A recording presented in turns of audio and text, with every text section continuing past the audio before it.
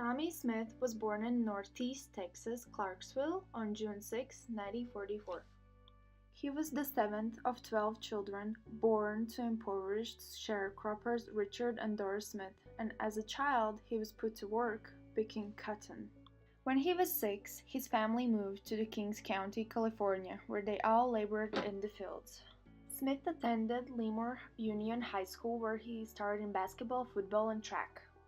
During his junior year, he ran the 440-yard distance in 47.7 seconds, the fastest preparatory time in the country. His exploits earned Smith an athletic scholarship in San Jose State College. John Carlos was born in the northern section of New York City called Harlem on June 5, 1945. Carlos attended Machine Trade and Medical High School, but it was really hard for him because he had dyslexia. He also played many sports just as Tommie Smith in school, like basketball, football, and track. He also married his high school sweetheart Kim and fathered a daughter named Kimmy. Carlos won many races in record-setting fashion across the region, where in the end he got a full scholarship to East Texas State University. In the meantime, Tommie Smith was at San Jose State University. In his first year, he met Dr. Harry Edwards, who influenced Smith's growing consciousness of the racial discrimination and social injustice. Edwards and Smith were the two of the creators of the Olympic Project of Human Rights in 1967.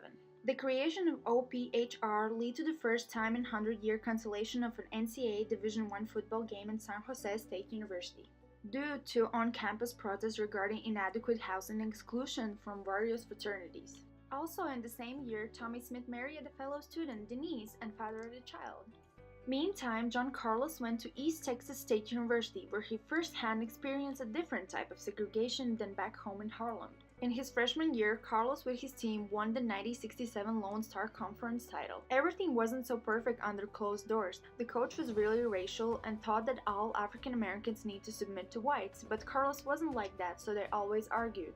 Later that year, he found out about the protests that happened in San Jose University and how Tommie Smith and Dr. Harry Andrews viewed the whole situation about segregation in sports and how African American athletes can compete in the Olympics with a smile on their faces, when the United States Olympics Committee and the U.S. society as a whole was racist. After hearing about this, John Carlos was interviewed by the East Texas State newspaper about his thoughts on it, where he said that he agrees with it and that he supports their case, which led to a really dangerous situation for him and for his family because he was targeted by people who didn't share his opinion. So early in 1968, Carlos packed his bags, took his family, and went home to Harlem so that they would be safe. As Carlos' family got back home, visiting New York City was Dr. Harry Edwards, who was the lead organizer for the idea of an African American boycott of the 1968 Olympics.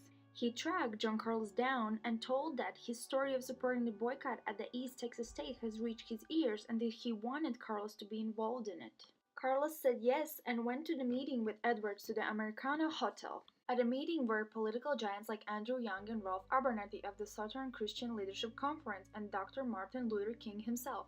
King was a strong supporter of the boycott and helped to create a plan with Harry Edwards as the lead man. This meeting also was where John Carlos and Tommie Smith officially met with another athlete, Lee Evans. But they were not the only athletes. There were also a basketball player, Bill Russell, football player, Jim Brown, and boxer Muhammad Ali. They started their boycott by trying and convincing other athletes to do a stand on the issue of segregation on blacks, but it wasn't very successful because other athletes didn't want to take chances to lose a medal. One of the struggles the boycott experienced was Vietnam War, because the opposition to the war divided Americans, but it was not the biggest struggle. On April 1968, Dr. King Jr. was assassinated in Memphis, which took the protest a step back, because there wasn't a person with a big authority like him that could take his place and help to calm down the people who believed in his ideas. The other event that took the boycott back was the re-banning of South Africa from the Olympics, which had been one of their goals, but it backfired because a lot of the allies backed out. So in the end, there were 4 of them left: John Carlos, Tommie Smith, Harry Edwards, and Lee Evans. And they couldn't pull it off without any support. Therefore, they decided to go to the Olympic Games and each one of them would do their own thing. They had a tough competition ahead, but they knew they're going to make it. But the United States Olympic Committee was against them and hated them because of their opinion. But they knew that they couldn't do anything about it because they needed their talent on the track so they don't get fired. So the Olympics began, and it was the time for Tommie Smith and John Carlos to show the world what they could do in 200-meter distance. In the semi-final round, both athletes broke the world record running the distance in 20.1 seconds, but Smith ended the race with a pulled muscle and limped from the track.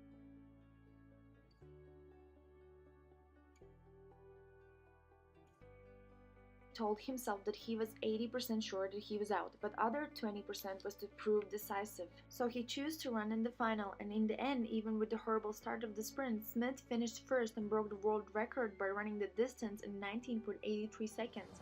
Second was Australian Peter Norman, who was followed by John Carlos, who finished third. Smith, what a fight! Tommie Smith coming right through, and the Tommie Smith sketch does it. Tommie Smith wins.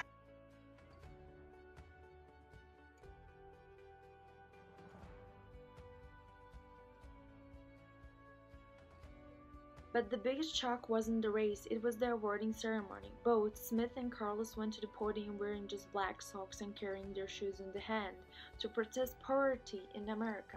Also, John Carlos was wearing beads to protest lynching, and he unzipped his jacket, which was a violation of Olympic protocol to represent all working-class people, black and white, in New York City. Tommie Smith wore a black scarf to represent black pride. During the national anthem, they raised their black gloved fists and bowed their heads in the silent protest to racial inequality in USA. But that wasn't all. They were also wearing a badge of Olympic Project of Human Rights. But they were not the only ones. Peter Norman, the silver medalist, was also wearing one, and in a way supporting their protest. First seconds there was dead silence. 50,000 people went quiet and were shocked about what they were seeing. For the US whole, the Olympic Games was an extremely political event.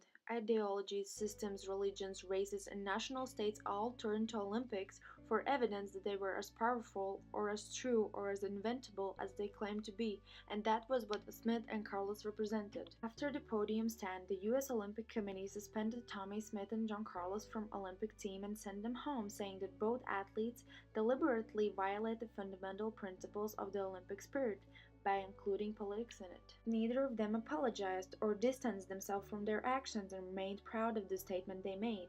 The banning even helped because it was broadcast more, many more people saw the stand the both athletes made. But the protest didn't go to waste. After their departure, many US athletes did their own little protest. For example, Ralph Boston took off his shoes on the podium stand.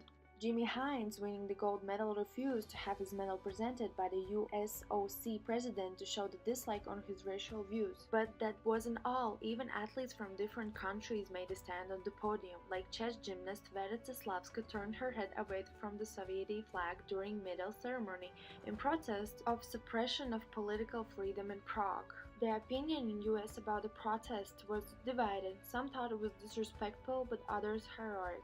And the Black Power salute was a symbolic gesture that encapsulated so many facets of the racial struggle in America in the late 1960s that it was open to many types of interpretation. After getting back home, Smith was fired from his job at California car dealership and had difficulty finding another.